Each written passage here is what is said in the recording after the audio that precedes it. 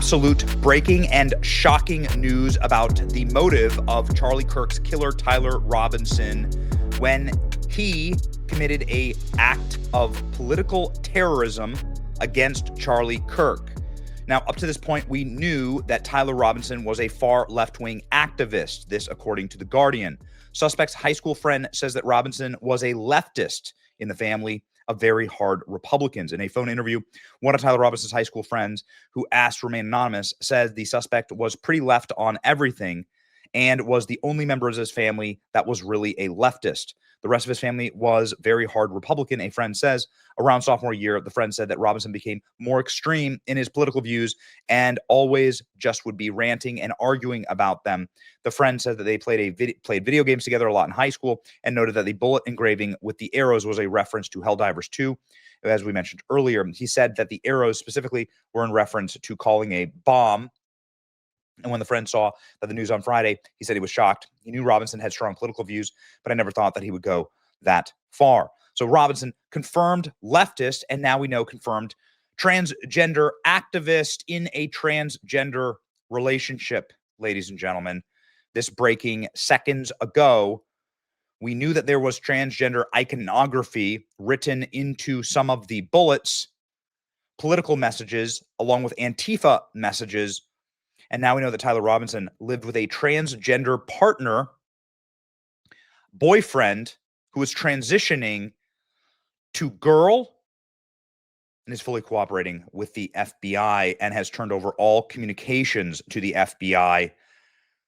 Ladies and gentlemen, an absolute and total stunning revelation. Let's read it right now, or maybe not stunning, given the scourge of transgender violence in our nation. Exclusive Charlie Kirk assassin Tyler Robinson lived with transgender partner. Sources tell me the individual, who's a male transitioning to female, is fully cooperating with the FBI. Sources tell me the FBI had text and other communications between Robinson and the individual that helped the FBI solidify Robinson was indeed the shooter. The last question that Charlie Kirk answered before his murder was, do you know how many transgender Americans have been mass shooters over the past 10 years? Charlie replied, too many. Do you know how many mass shootings there have been in America over the last 10 years? Charlie replied, counting or not counting gang violence. Then Charlie was assassinated. Here's the video, of course, without any graphic detail. So, do you know how many transgender Americans have been mass shooters over the last 10 years? Too many. Okay.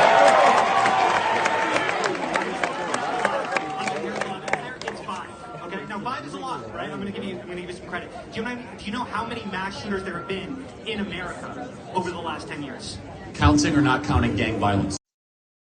Ladies and gentlemen, this was the last words of Charlie Kirk decrying transgender violence, and then a transgender activist, clearly now confirmed, and then also somebody who was a participant, a transgender participant, lifestyle participant, Tyler Robinson. I have confirmed this 100% through my own sourcing. I have been nonstop on the phones attempting to solidify what happens next and learn more about what took a husband from his loving wife, a father from their beautiful family.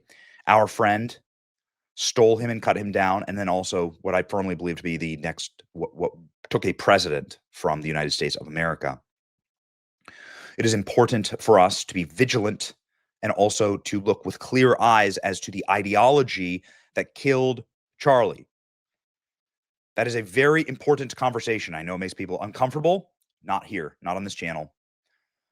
This is how we ensure that this never happens again. This is 100% confirmed. Charlie Kirk killer Tyler Robinson had a boyfriend who identified as transgender. The man is cooperating with the FBI and has turned over all electronics and messages. And I'm hearing that there's much more to come. Yes, this is now officially trans violence. Now confirmed. We heard in the press conference yesterday that there was political motivations, that Tyler Robinson was part of Discord groups, that Tyler Robinson was working with other individuals. And then stunningly and bewilderingly, Governor Cox of Utah decided to go out and say that there's no other parties involved here. Well, that's flatly false. By the way, I know that as a matter of fact. But there's now a full-scale investigation into the full-on radicalization, including but not limited to Discord chats, groups, and other methods of potential radicalization, and this rabbit hole goes deep.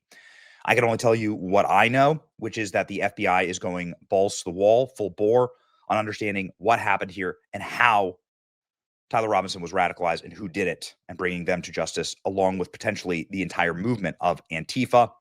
And then also, it's time for the entire country to have a full-scale reckoning over the scourge of transgender violence. It was no longer than 2 weeks ago. It was 2 weeks ago. I'm sorry, that is all blending together and running together.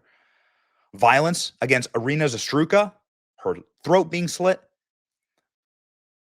That is just simply restorative justice. And then a transgender shooter massacring children at mass, following a pattern of this happening.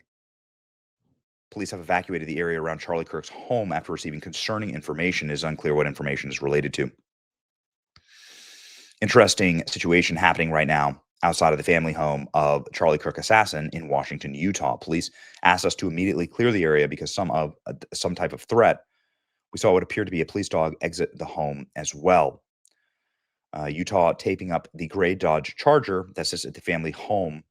Tyler Robinson, authorities say that Robinson drove this on the day of the assassination.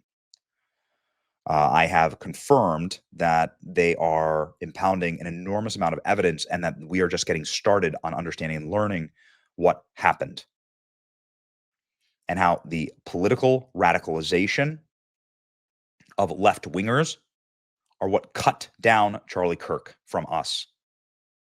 Charlie Kirk. Dying, of course, as he lived, fighting against this radicalization and this violence that ultimately took his life. It will backfire, of course.